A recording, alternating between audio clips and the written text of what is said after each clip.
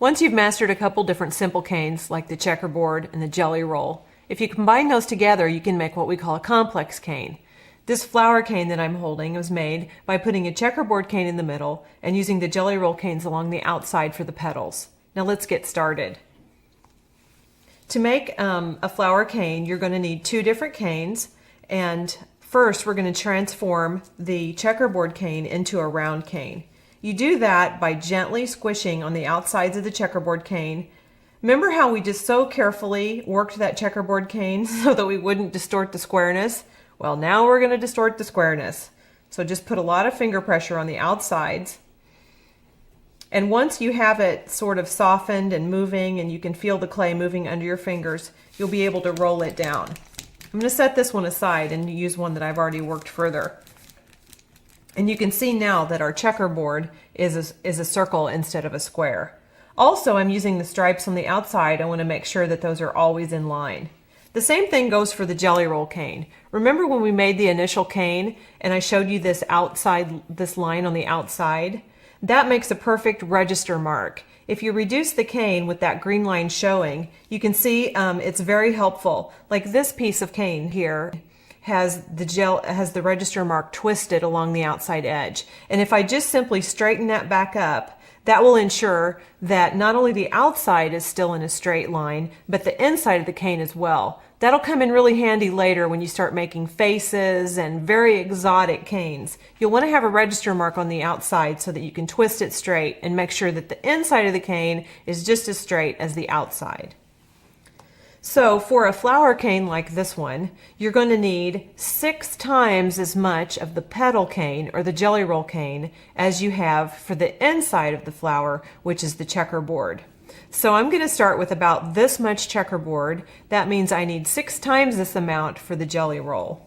I have that right here in the form of 2 canes, and I'm going to section each of these to match up with the checkerboard length. Just take your super slicer and gently roll through this, cutting each piece into a length about the same as the checkerboard. I'm just using that rolling technique again because it's pretty warm in this room and the clay is getting warm. So this just ensures that I don't squish the cane. Okay, once you have all your pieces in place, you'll want to start lining the jelly roll cane up on the outside. Remember that register mark that I talked about? You can see it very faintly right here, that green line. I'm going to line up my petals so that the green line is always toward the inside by the checkerboard middle. So I just start on one end and gently press the cane along the outside. Another thing I like to do is always make sure the swirls in my jelly roll cane are going the same direction, like they are right here. If I turn this around the other way, you can see how the swirl goes backwards. But I think the cane looks neater if you keep that all organized. Keep that register mark toward the middle and your swirls going in the same direction.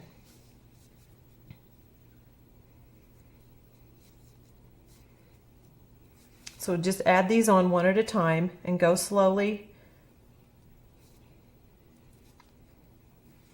until you're all the way around.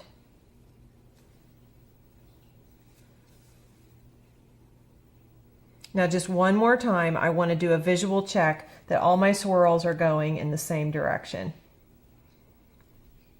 All right, now at this point, I could squeeze this really hard and start rolling it on my work surface and turn it into a round cane. But I like to preserve the gaps in between each petal because I think it looks more like a flower. So what you want to do is just visually imagine what shape of clay you would need to fill that gap. And to my way of thinking, that looks like a triangle with the point going down in between the black layers and then a flat piece across here. So I'll take some conditioned, take another color of clay and that you want it to be really soft and conditioned, and I'm going to form it into a triangle shape like this. I'll start with a round rod, and then using a lot of finger pressure, I'll push down on the work surface, using the work surface to flatten the bottom edge, and using my fingers to make 2 more edges. So that if you look at this from one end, you can see that the pressure between my fingers and the pressure from the work surface actually created a triangular shaped cane. This in and of itself is a cane as well. Even though it doesn't have a pattern or other colors involved, it's still the element of a cane. So now I'm ready to push this down in between each petal.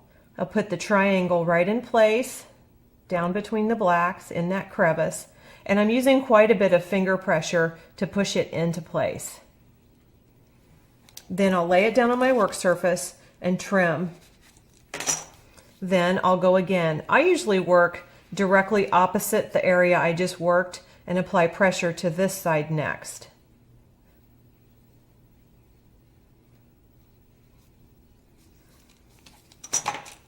And trim, and I have more of that triangle shape here. You can see how the ends of the cane are somewhat distorted. And remember how I mentioned earlier that when making canes, you usually don't get to use 100%. Usually the ends come out a little bit distorted just because that part of the clay moves more quickly than the rest of the clay in the middle. I have one here. Oh, and I just need one more piece real quickly.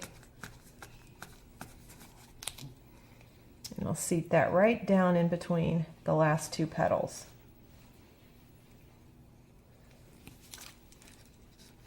Once you've gone this far, then you want to go back all around and check and make sure that the clay is seated down perfectly inside that crevice and that there aren't any gaps.